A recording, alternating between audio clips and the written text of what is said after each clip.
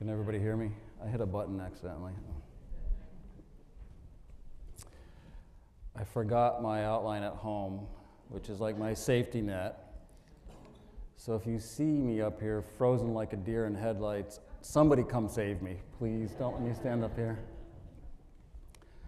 I asked Mimi if I could take the elevator up. She said, no, you can climb that mountain just like the rest of us. The funny thing is, 30 years ago, I asked God the exact same question. You know what he said to me? No, you can climb that mountain just like the rest of them.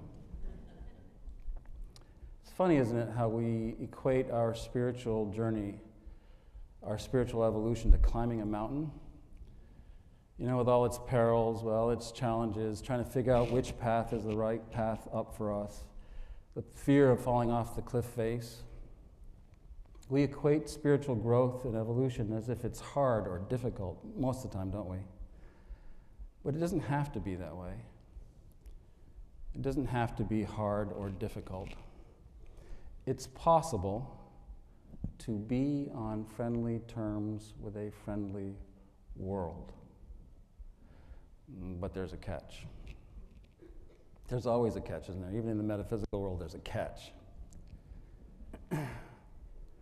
If I was to say to you, where lies the kingdom of heaven? What would you say to me? That was kind of sad. Where lies the kingdom of heaven? The kingdom of heaven lies within. What's interesting about that quote is they forget to say what came the line before it. What comes before it is, they will say it's out there and low, but it is not out there. The kingdom of heaven is in here. And if I was to say to you, where's God? Where's God? So why do we keep looking for the kingdom of heaven out there? Why do we keep trying to manifest heaven outside of ourselves? It's inside us. And we keep trying to mentally manipulate in the forges of our imagination how we want the world to be, how we get the kingdom of heaven out there, but it's never going to happen that way. Jesus said so. I know a secret. You're not going to like it. Several of you aren't going to like it. Probably upset a few of you. Matter of fact, can we get Mimi's telephone number put on the screen? She said you can call her day or night. It's fine. She loves 2 a.m. phone calls. The truth is, the world and our experiences in the world are not a reflection of our hopes, dreams, and wishes, or random thoughts. If they were, who among us would be living the life we had? The world is a reflection of our consciousness and all it can contain. By consciousness here, I mean our spiritual paradigm, right? That is, consciousness expressing through its vessel. We are consciousness vessels. The smaller the vessel, the less consciousness there is to express. If we want our lives to be a reflection of the kingdom of heaven within us, it is our consciousness vessel we have to expand. Mind does not manipulate spirit to create form. Spirit uses the mind to create form. And if you think you're going to manipulate the world in the forges of your imagination, you're going to have challenges. The average person, they estimate, has 6,500 different streams of thought a day, minimum. Some say it's tens of thousands. Can you imagine the chaos is if every thought 7 billion people had manifested into form? I mean, the world's a mess as it is, sometimes people say. Imagine if 7 billion people's thoughts manifested for them. If we want our world to change, it isn't our random thoughts. Let them come and go. Give them no power. Joel Goldsmith said, thoughts have no power until you spiritualize them. So if you want to see change, if you want to grow, it's our consciousness paradigm, our spiritual paradigm, we must change. It's our consciousness that must expand. The vessel must get bigger. We want a new wineskin for new wine. Does that make sense, everybody? So don't get too caught up in monitoring every little thought you have.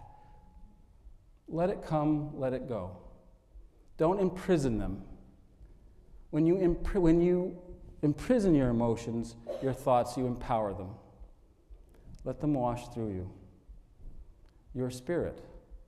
You own this body and this mind. Don't let your thoughts own you. New wine skin. So the question becomes, how do we do that?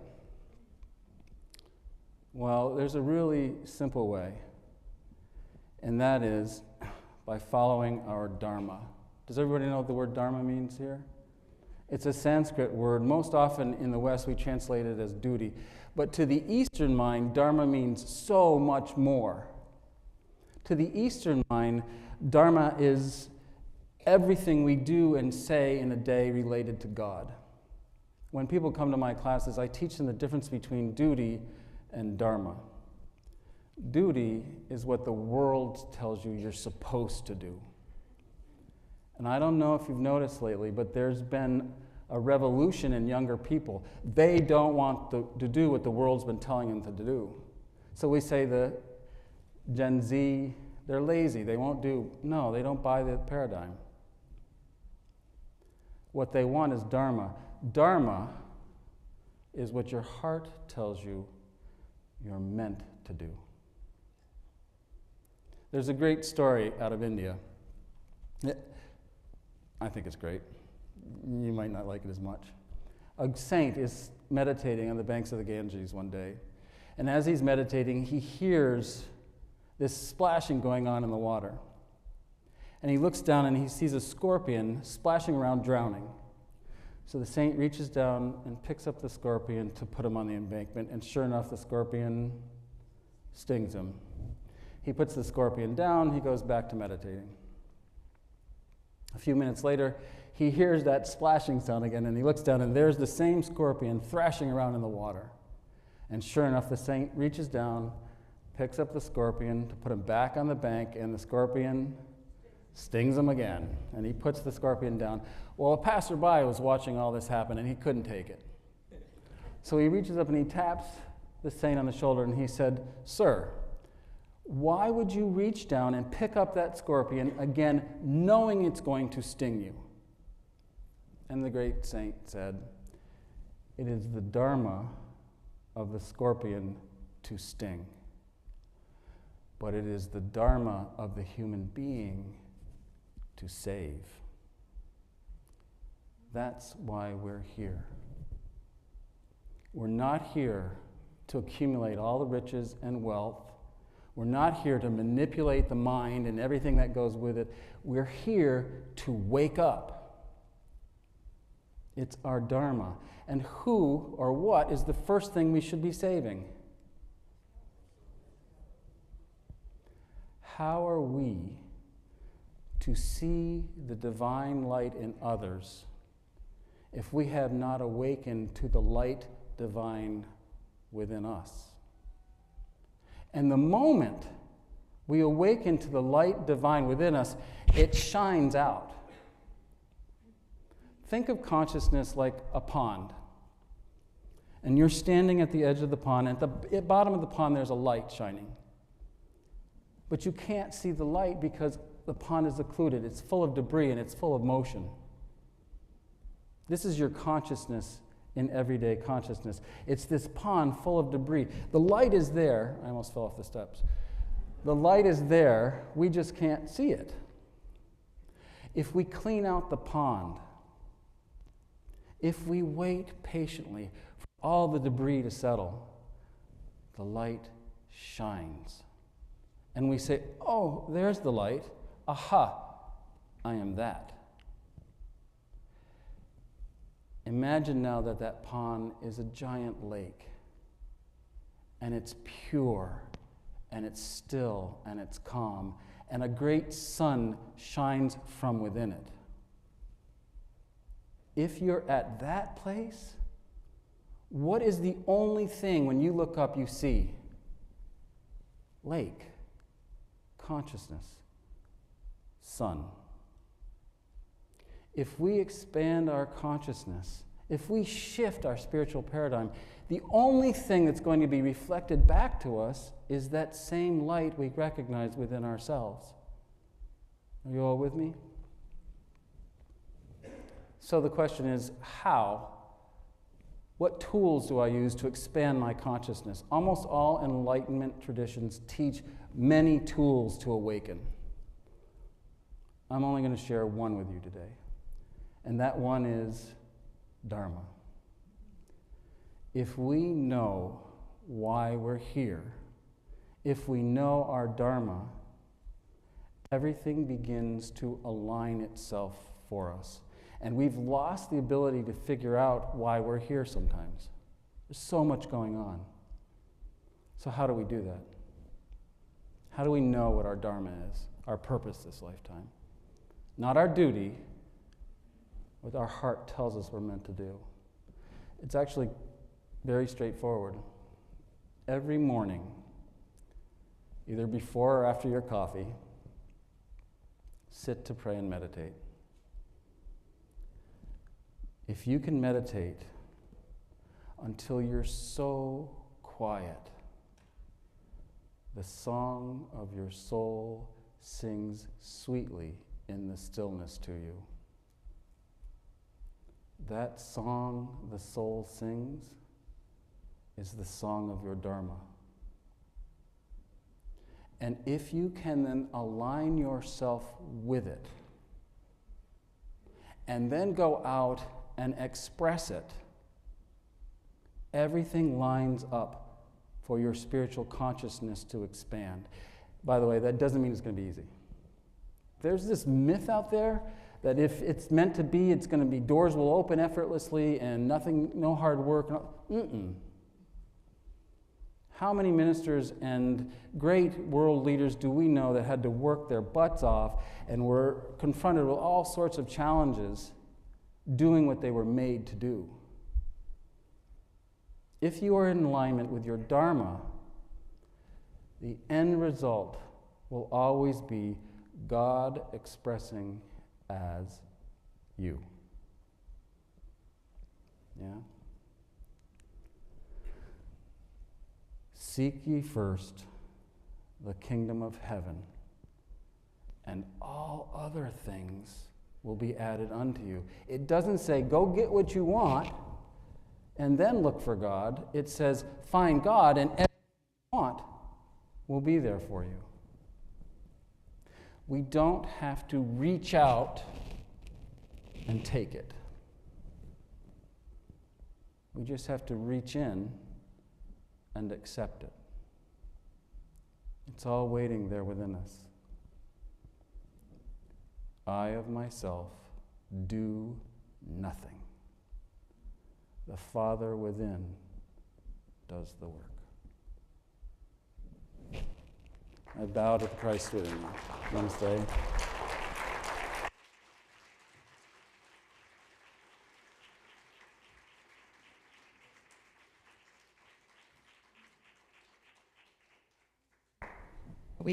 Aren't we gifted to have Michael back here again today?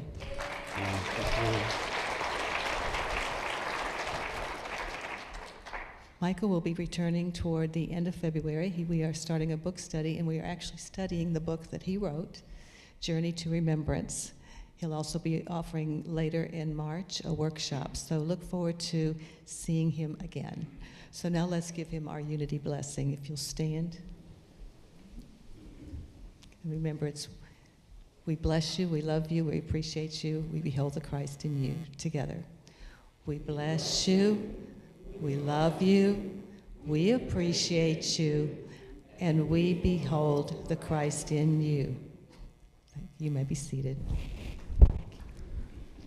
I'd like to say one final thing and give a shout out to the Spirit Sisters. They held a Spirit Fair yesterday.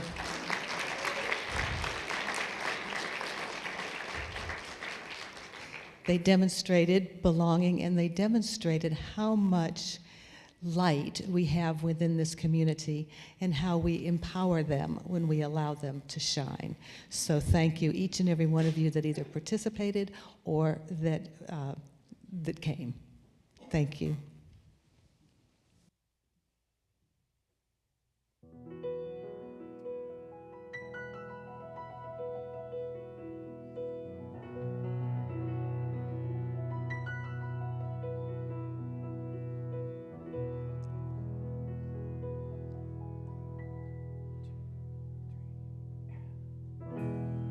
I sing a prayer with every name of God I know, so I can magnify the glory of the one,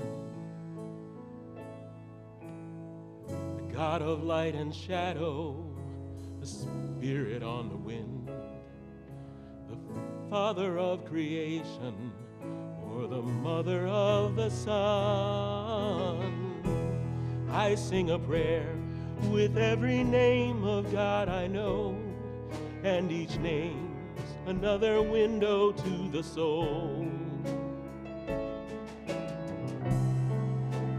Tell me your name, let me behold.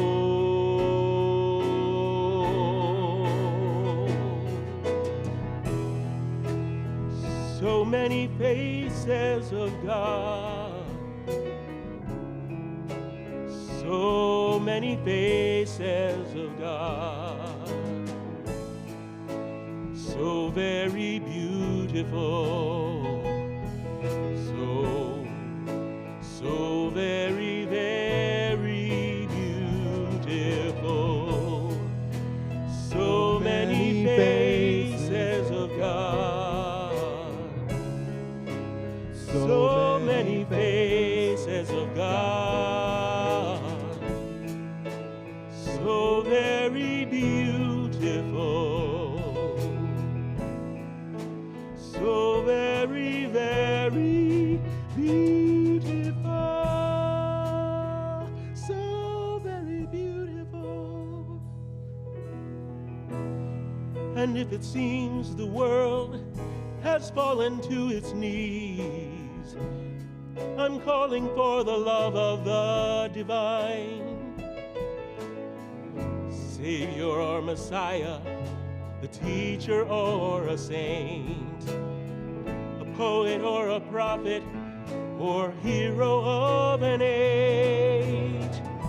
I sing a prayer with every name of God I know, and the stirring of my soul is something real. Tell me your name, and we will reveal.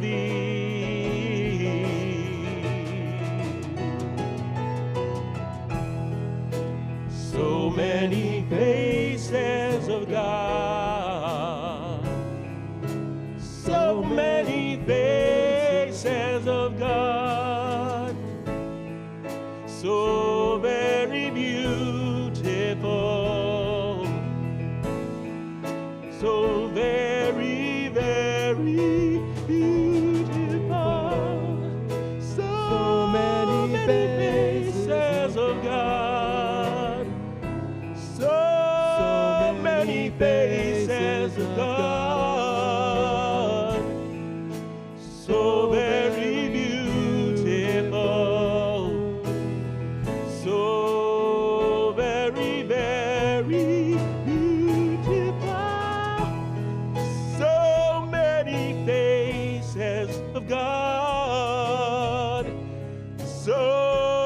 many faces of God, so very beautiful, so very, very